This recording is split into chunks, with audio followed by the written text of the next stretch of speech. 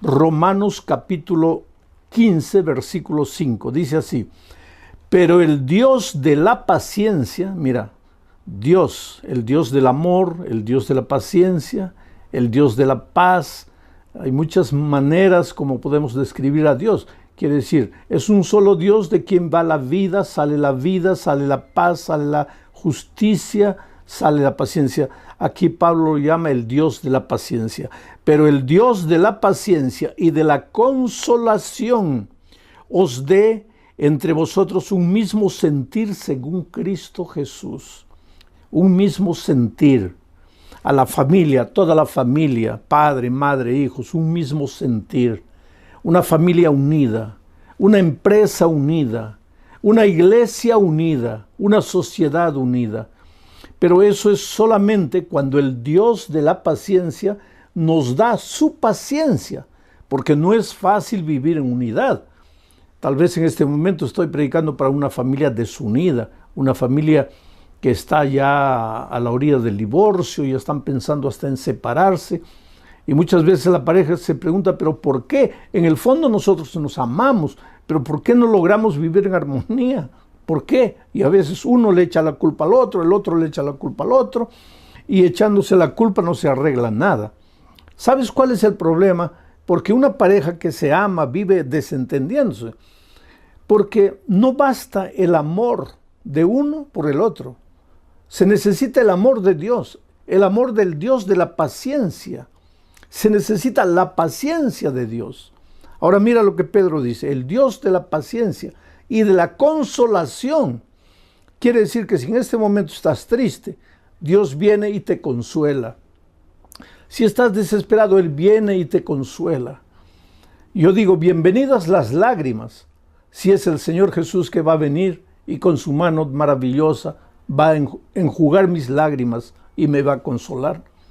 El Dios de la paciencia te consuela, te entrega su sentimiento llamado paciencia para que ustedes todos vivan en armonía, dice.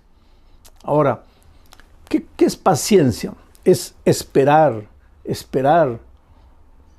La persona paciente no reacciona sin pensar, demora para reaccionar, espera, observa, contempla, analiza, no explosiona por cualquier cosa. Hay gente que en un momento de impaciencia dice improperios, agrede, hiere, dice cosas que la misma persona nunca quiso decir, pero después se arrepiente, llora, pide perdón, pero ya arruinaste todo. La vida es como un papel en blanco. Si tú agarras y lo estrujas, después te arrepientes y lo planchas, ya lo malograste ya. Por eso dice la palabra de Dios aquí, que el Dios de la paciencia está dispuesto a darnos su paciencia. ¿Para qué? Para no estar arrepintiéndonos de las cosas que dijimos, para no arrepentirnos de las cosas que hicimos, para pensar, para contener nuestra ira propia de la naturaleza pecaminosa, porque ya les dije que después que el pecado entró, pues todos nos apartamos de Dios. Nuestro carácter se deformó, ahora somos hombres impacientes, iracundos, rabiosos. Ahora, esta semana estamos estudiando los temas bajo el título de Conectados con Jesús. Bueno, aquí estamos, lejos de Dios, impacientes, iracundos. Pero cuando vamos a Jesús, cuando somos justificados, cuando nos conectamos a Jesús, ¿qué pasa? La paciencia del Dios de la paciencia se transmite a nosotros. Entonces nosotros comenzamos a aprender a ser pacientes. Y al aprender la paciencia, nuestro hogar pues va a ser feliz. Vamos a ser felices en el trabajo, en el empleo, en la empresa, porque muchas veces por causa de nuestra impaciencia perdemos el empleo. ¿Cuánta gente está arruinada en la vida solamente por ser impaciente? A veces, si tú tuvieras un poquito de paciencia, las cosas sucederían en su tiempo exacto y no tendrías que lamentar, no tendrías que llorar. Pero hay otro texto de la Biblia que describe la paciencia de Dios, y me refiero a Éxodo capítulo 34, versículo 6. Y pasando Jehová por delante de él, de Moisés, proclamó: Jehová, Jehová, Moisés, ¿no? Proclamó: Jehová, Jehová, fuerte, misericordioso y piadoso, tardo para la ira, o sea, paciente, tardo para la ira, y grande en misericordia y verdad. ¿Por qué Dios es paciente? Porque Dios es amor, porque Dios es misericordia, y por eso tiene paciencia, espera. Ahora, si Dios no nos tratara con paciencia, con misericordia, ya estaríamos muertos, fulminados, porque la propia Biblia declara que la paga del pecado es la muerte. Ahora, si la paga del pecado es la muerte, y nosotros todos hemos pecado, cada día pecamos, sabemos lo que no debemos hacer, le prometemos a Dios que no vamos a volver a hacer, tomamos decisiones una y otra vez y sin embargo volvemos a caer en el mismo pecado. Ahora, si Dios cumpliera lo que está establecido como un principio de vida, la paga del pecado es la muerte, todos nosotros estaríamos muertos. Pero cuando Moisés vio a Dios en el Sinaí, lo describió como el Dios de la paciencia, tardo para irarse, tardo para irarse. Por ejemplo, mucha gente me pregunta, pastor, ¿pero cuándo va a venir Jesús? Yo siempre les digo, queridos, estamos caminando en el desierto de esta vida, en dirección a la casa de nuestro Padre, de donde nunca deberíamos haber salido.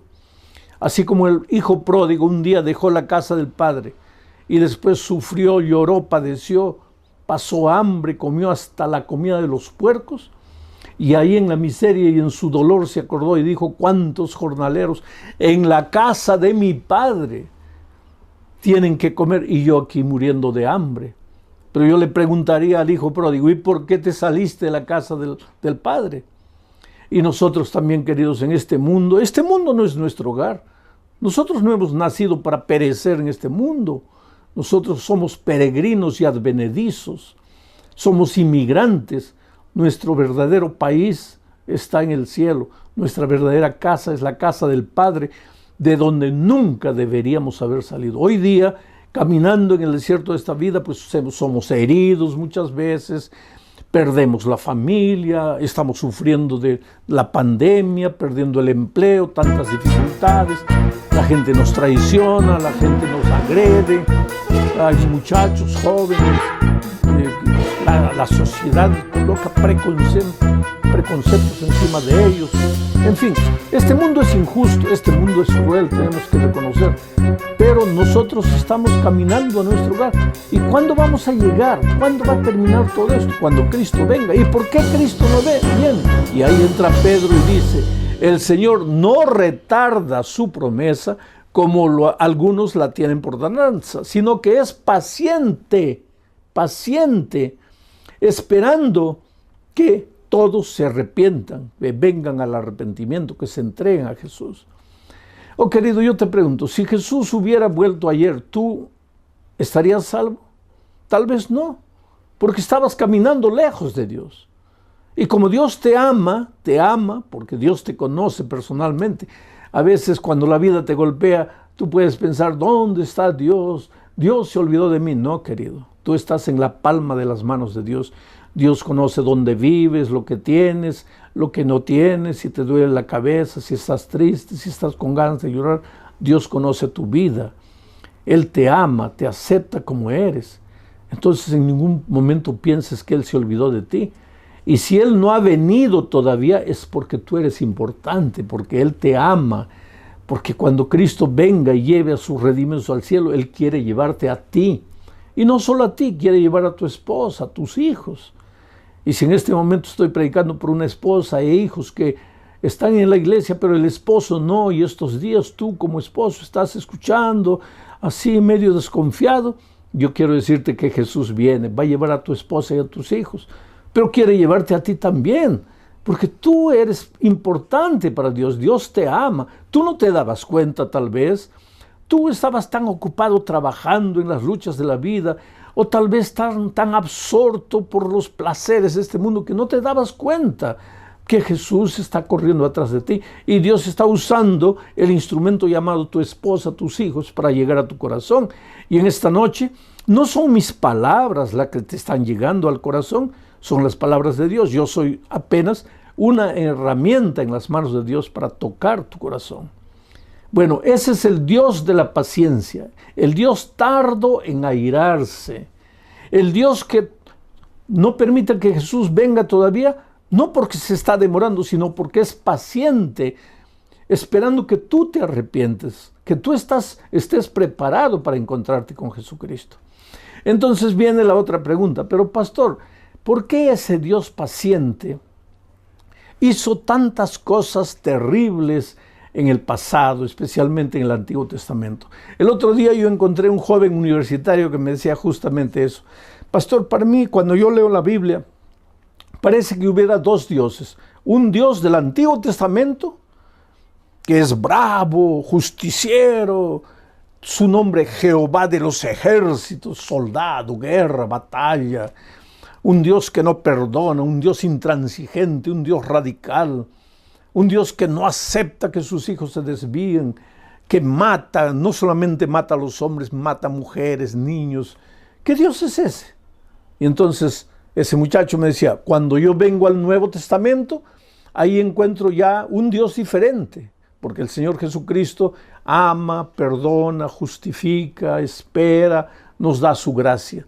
Entonces este joven universitario me decía, pastor, yo no consigo armonizar esos dos dioses, el Dios del Antiguo Testamento y el Dios del Nuevo Testamento. Sin embargo, querido, te digo que no hay dos dioses, hay un solo Dios. El Dios del Antiguo Testamento es el mismo Dios del Nuevo Testamento. El Padre y el Hijo son el mismo Dios, el Espíritu Santo junto con ellos. Pero entonces ¿por qué parece que son diferentes? Este mismo muchacho me decía, pastor, yo lo veo a Dios en el Sinaí gritando en llama de fuego y humo y estruendos y truenos. Y en el Nuevo Testamento yo lo veo al Señor Jesús muriendo en la cruz del Calvario, diciendo, perdónalos porque no saben lo que hacen. Parece que el Dios del Nuevo Testamento es paciente, pero el Dios del Antiguo Testamento es impaciente. Pero ¿cómo impaciente? Si acabamos de leer el texto de Éxodo que dice que Moisés vio a Dios y lo describió tardo para la ira. Pero si es tardo para la ira, ¿por qué hubo tanta matanza en el Antiguo Testamento? Esa es una cosa que mucha gente no entiende, mucha gente se preocupa y mucha gente se intriga. Pero yo voy a tratar de explicarte en este momento. Vamos a leer Génesis capítulo 15, versículo 16. Y en la cuarta generación, a la cuarta generación volverán aquí, porque aún no ha llegado a su colmo la maldad del amorreo. Mira, esto le dijo Dios a Abraham, porque Dios le prometió a Abraham que le daría la tierra prometida, le daría Canaán, donde vivían los amorreos, los filisteos, los jebuseos, todos ellos, toda Canaán. Entonces, ya estaba demorando mucho tiempo, porque así somos los seres humanos, impacientes. Mientras Dios es el Dios de la paciencia, nosotros los seres humanos somos los hombres de la impaciencia. Todo lo queremos ahora, y por quererlo ahora a veces nos metemos en problemas. No tenemos paciencia para esperar. Entonces Abraham le pregunta a Dios, pero Señor, ¿cuándo no? Ya nos has prometido, le has prometido a tus hijos que nos vas a llevar a la tierra prometida. ¿Cuándo va a ser eso? Y mira lo que le dice Dios, hijo, a la cuarta generación, no ahora, a la cuarta generación, o sea, falta 4 generaciones, ahí yo los voy a traer. Y Abraham tal vez pregunta, pero Señor, ¿por qué solo a la cuarta generación? Y Dios le responde, porque todavía no se ha llenado la medida de la maldad del amorreo. Porque todavía, dice, porque todavía no ha llegado a su colmo la maldad del amorreo. No ha llegado a su colmo. Quiere decir que Dios estaba teniendo paciencia con el amorreo. No lo quería sacar todavía de la tierra. Pero ¿quién era el amorreo? ¿Cómo vivía el cananeo, la gente de esa tierra? ¿Cómo vivía? Mira, para leer esto, para entender esto, tenemos que leer Levítico capítulo 18. En los versículos 1, 2 y 3, mira lo que dice. Habló Jehová a Moisés, diciendo, iban a entrar a Canaán, a la tierra prometida. Habla a los hijos de Israel y diles, yo soy Jehová vuestro Dios. No haréis como hacen en la tierra de Egipto, en la cual morasteis, ni haréis como hacen en la tierra de Canaán, a la cual os conduzco, ni andaréis en sus caminos. Esto es interesante. Antes de entrar a Canaán, Dios le dice a Moisés, dile al pueblo que no practiquen las obras que hacían los egipcios en la tierra donde viniste, pero que tampoco deben hacer las obras que hacen los cananeos en la tierra a donde ustedes están yendo ahora. ¿Y qué es lo que los cananeos hacían de tan horrendo? Para entender eso tendrías que leer todo el capítulo 18 de Levítico. Yo no tengo tiempo para leer, pero tú después lee y vas a ver los más terribles pecados, ¿sabes? Los cananeos habían llegado al colmo, a lo peor de lo peor. Era ser humano con animal, hombre con hombre, padres con hijos, hermanos con hijos. Era un cuadro de inmoralidad total, completa. ¿Y qué es lo que Dios dice? Todavía no ha llegado al colmo la maldad del amor. Pasan 100 años. El pueblo se sigue hundiendo en la miseria. Ya no saben qué pecado inventar. El pueblo de Dios reclama, Señor, ¿cuándo nos vas a dar la tierra? Y Dios dice, todavía no ha llegado al colmo la maldad del amor. Pasan 200 años, todavía no ha llegado al colmo la maldad del amor. 300 años, todavía no ha llegado al colmo. 400 años, todavía no ha llegado al colmo. Ahora, no vas a decir, bueno, pero finalmente la paciencia de Dios se acabó. No, querido. ¿Cómo la paciencia de Dios se va a acabar? Si Él es tardo para la ira. ¿Cómo va a acabar si Dios es el Dios de la paciencia? La paciencia es parte de su naturaleza y Dios es eterno. Entonces, ¿cómo la paciencia divina se va a acabar? No es que la paciencia divina se acaba, pero llegó el momento en que Dios dijo, ahora sí, al pueblo de Israel, entren a la tierra de Canaán. Y entonces, esa generación fue extirpada de la tierra. Ahora, esto es duro decir, querido, porque si tú lees la Biblia vas a ver que a veces el pueblo entraba con espada, y lógico, si hay espada, si hay guerra, si hay lucha, hay sangre, la sangre se derrama y todo. Son hechos crueles del Antiguo Testamento. La gente no entiende. Pero te voy a decir, en ese tiempo el clima era de guerra, así vivían las naciones, guerreando, peleando una contra otra, quitándose el territorio, matándose, era la cultura de su pueblo. Hoy día para nosotros nos parece horrendo, nos parece grotesco, porque nuestra cultura es diferente de esos días. Pero lo que pasó con los amorreos, con los jebuseos, con todos los cananeos, fue lo que el médico hace muchas veces cuando se gangrena el cuerpo. Comienza la gangrena a subir. ¿Y qué hace el médico? El médico llama al paciente y dice, mira, si no paramos con la gangrena, esta gangrena se va a apoderar de todo tu cuerpo y vas a morir. Entonces, aunque sea lamentable, vamos a tener que amputarte el brazo. Te vamos a tener que cortar el brazo. Y se procede a la cirugía y se le amputa el brazo. Ahora, ¿es ideal que un brazo sea cortado del cuerpo? No, no es lo ideal. Pero es lo mejor para salvar al resto del cuerpo. A veces Dios ha tomado en la historia algunas medidas drásticas que nosotros no entendemos. Fue injusto, pobres seres humanos, ¿cómo les quitó la vida? Pero si Dios no hubiera hecho eso, la humanidad toda, ¿a dónde hubiera ido? ¿A dónde se hubiera degenerado? Quiere decir, Dios en su infinito amor muchas veces tuvo que amputar un dedo, tuvo que amputar una mano del cuerpo todo de la humanidad, pero no era por maldad, era por el propio bien de la humanidad. Ahora muchos dicen, entonces ese Dios ya pasó, ese Dios salvaje, ese Señor de los ejércitos ya acabó. Ahora viene Dios de la gracia, el Nuevo Testamento. No, querido, eso es lo que mucha gente no entiende. Dios no cambia. El Dios de la paciencia del Nuevo Testamento es el mismo Dios de la paciencia del Antiguo Testamento. Y el mismo Dios del Antiguo Testamento que tuvo que amputar un brazo es el mismo Dios del Nuevo Testamento. que llegado el momento, hoy día dice el Señor no retarda su promesa, sino que espera pacientemente que te arrepientas, mas va a llegar un momento en que la Biblia dice, el justo será justo y el injusto continuará siendo injusto. Quiere decir, la puerta de la gracia se cerrará y Cristo vendrá a esta tierra. Entonces vi el cielo abierto. Esta es una visión de Juan, de la segunda venida. El cielo abierto, y he aquí un caballo blanco. El que lo montaba se llamaba Fiel y Verdadero. ¿Quién es este? Jesucristo. Y con justicia juzga y pelea. ¿Quién es este? Cristo, el Cristo de la gracia, el Jesús de la misericordia, del amor, de la longanimidad, pero viene con justicia para pelear. Esto es interesante. El versículo 12 dice, sus ojos eran como llama de fuego. En el Sinaí no había fuego. Viene Jesús por segunda vez, sus ojos son como llama de fuego.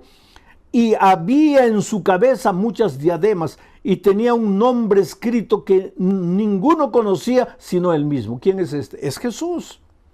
Estaba vestido de una ropa teñida en sangre. Mira, cuando Jesús viene vestido en una teñida en sangre, y su nombre es el Verbo de Dios. ¿Quién es el Verbo de Dios? En el principio era el Verbo, y el Verbo era con Dios, y el Verbo era Dios, es Jesucristo.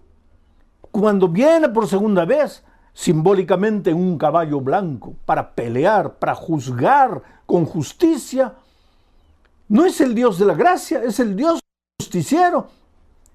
El mismo Dios justiciero del Antiguo Testamento está de nuevo aquí. Pero el mismo Dios de la gracia y la paciencia del Nuevo Testamento está en el Antiguo Testamento. Es el mismo Dios. ¿Y por qué está teñido de sangre su vestido? Interesante. Isaías responde. Isaías capítulo 63, versículo 1 al 3, responde. Mira, ¿quién es este que viene de Edom, de Bosra, con vestidos rojos?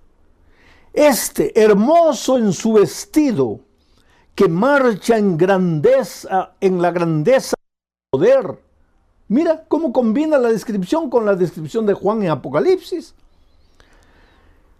Este hermoso en su vestido que marcha en la grandeza de su poder. Y ahí responde Dios, yo, el que hablo en justicia, grande para salvar. El mismo Dios en Apocalipsis. Y entonces el profeta pregunta, ¿por qué es rojo tu vestido y tus ropas como del que ha pisado en lagar? Y entonces responde el Dios, solo el lagar. ¿Y a qué se refiere el lagar? La humanidad, a los hombres impiedosos que no han aceptado el mensaje de la gracia de Cristo. Yo he pisado solo el lagar, y de los pueblos nadie había conmigo. Los pisé con mi ira y los hollé con mi furor, y su sangre salpicó mis vestidos y manché todas. Oh, querido, qué cosa maravillosa. Es interesante esto. Hoy es el día de buena nueva. Oh, cómo Dios te ama, querido. Cómo Dios te tiene paciencia. Cómo Dios soporta todo lo que haces. A veces vienes a la iglesia, después te pierdes 2, 3 meses en la miseria del pecado. Cuando todo te va mal, cuando nada te sale bien, regresas arrepentido, llorando, y Dios te acepta con los brazos abiertos. ¿Por qué? Porque la puerta todavía está abierta. Como la puerta de la gracia está abierta, tú puedes entrar, pero al mismo tiempo puedes salir. Pero un día dice la palabra de Dios que la puerta de la gracia se cerrará. Y el que está adentro, pues ya estará adentro. Y el que quiere entrar ya no podrá entrar. Pero hoy todavía la puerta de la gracia está abierta. Y Dios te llama. Porque tú vales mucho, querido, con ese carácter terrible que tienes, así impaciente, así peleador, discutidor, egoísta, mentiroso, orgulloso. Tú eres lo más precioso que Dios tiene en esta vida. Y si en este momento tú estás sufriendo, no es porque Dios te está castigando, no es porque Dios se olvidó de ti. ¿Cómo se va a olvidar de ti? Si Dios sabe cuando un cabello cae, Si Dios sabe cuando un pajarito muere, tú vales mucho más que un cabello. Tú vales mucho más que un pajarito. ¿Cómo es que Dios no va a saber que estás sufriendo en este momento? Por favor, querido, ven a Jesús. Entrégate a Jesús, devuélvete a Jesús. Dile, Señor, perdóname. He caminado como un caballito loco por las praderas salvajes de mi libertad. He vivido dando rienda suelta a mis instintos y me he herido. Y ojalá que me hubiera herido solo. Lo peor es que herí a mi esposa, herí a mis hijos, herí a mis padres. Pero me duele, Señor, y yo no tengo fuerzas, yo no puedo. Solo tú puedes hacer algo por mí. Algo parecido así es la historia de Verónica Monsalve. Verónica era una joven que con 17, 18 años ya estaba sumergida en la bebida. Pasaba noches en fiestas, en jaranas, bebiendo. Un día su padre tuvo que cargarla porque no podía ni caminar. El padre llorando al ver a su hija, porque ¿qué padre puede ver a una hija de 18 años, a un hijo de 18 años? ¿Qué padre puede ver a un hijo consumiendo su vida en las drogas, destruyendo su vida en la criminalidad? ¿Qué padre puede dormir tranquilo cuando mira el reloj y son 2, 3 de la mañana y el hijo, la hija todavía no han llegado a la casa? Oh, querido muchacho, hijo, joven, tú tal vez nunca te des cuenta del sufrimiento que provocas en el corazón de tus padres que te aman. Solo que llegó un momento en que ellos ya no te pueden sujetar. Eres libre, tú tienes que tomar tus decisiones y a veces tomas las decisiones peores de la vida. Y Verónica, pues, aquel día cuando su padre la cargó, la llevó a la cama, la acostó, al día siguiente se despertó con la conciencia pesada y dijo, Dios mío, ¿qué estoy haciendo? Fue a trabajar en el estacionamiento, se sentó dentro del carro y comenzó a llorar. Y le dijo, Dios mío, yo no quiero vivir esta vida. No quiero ser así. Yo creo que tú también, que me estás escuchando ahora, en algún momento de tu vida has dicho, Señor, yo no quiero ser así. No quiero. Pero ¿qué podemos hacer a veces? Porque el instinto es más fuerte, porque a veces sientes que no tienes fuerzas, eres tan débil para decir no. Eres una marioneta en las manos del diablo. Pero pobre Verónica clamó a Dios, dijo, Señor, hazme conocer a alguien en esta tierra que me ayude. Haz un milagro. Ayúdame, yo no sé cómo, porque yo no puedo. Ese día cuando salió del trabajo y estaba yendo para la casa, a 20 metros del lugar donde trabajaba, se chocó con otro carro. Ahí los compañeros de trabajo para auxiliarla. Gracias a Dios no le pasó nada, pero el carro estaba golpeado y había que llevarlo a una mecánica. Y un amigo del trabajo le dijo, mira, yo conozco a un mecánico, te voy a recomendar. Y ella fue llevando el carro al mecánico. Y dejó el mecánico, le dijo, mira, tiene el carro aquí unos días. Y ella no tenía cómo regresar para casa. Al mecánico, por favor, disculpe, pero podría darme un ride hasta mi casa, después de mi carro, y el mecánico lo llevó. Era un mecánico joven. En el camino a casa comenzaron a conversar. Y comenzaron a conversar de cosas espirituales. Y ella abrió su corazón y le contó las luchas de su vida. Le contó el vacío que se apoderaba de su vida. Le contó que ella quería cambiar de vida, pero que no tenía fuerzas, no podía. Y por esas cosas de la vida, ese mecánico joven, soltero, era un fiel miembro de iglesia, un cristiano, y le habló de Jesús. Y comenzaron a estudiar la Biblia. Y en poco tiempo después ellos comenzaron a noviar. Pero ella comenzó a estudiar la Biblia y se bautizó. La muchacha que nunca podría cambiar de vida, pero que se encontró con Jesucristo.